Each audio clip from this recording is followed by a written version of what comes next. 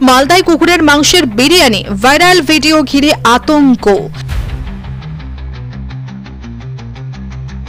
বিরিয়ানির দোকান বাড়ার সাথে সাথে বাড়ছে সন্দেহ, পাড়ায় কমছে কুকুর, সন্দেহজনক ভিডিও ভাইরাল।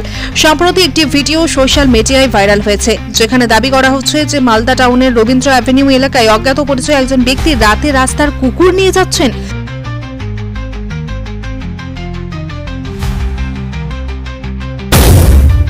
ভিডিওটির বর্ণনা অনুযায়ী ওই ব্যক্তি নিয়মিত পাড়ার কুকুরদের বিস্কুট খাইয়ে নিয়ে যান এবং পাড়ার বাসিন্দারা লক্ষ্য করছেন দিন দিন কুকুরের সংখ্যা কমতে শুরু করছে। এলাকাবাসীর মধ্যে সন্দেহ দানা বাঁধতে থাকে এবং একটি দম্পতি রাতের অন্ধকারে তাকে অনুসরণ করেন। সেই অজ্ঞাত ব্যক্তিকে কুকুর নিয়ে যেতে দেখে তারা প্রশ্ন করলে তিনি কোনো উত্তর না দিয়ে দ্রুত পালিয়ে যান।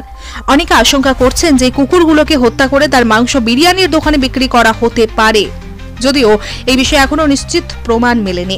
ফেসবুকে ভিডিওটি পোস্ট হওয়ার পর পশুপ্রেমীরা উদ্বেগ প্রকাশ করেছেন এবং ঘটনাটি নিয়ে তদন্তের দাবি জানিয়েছেন।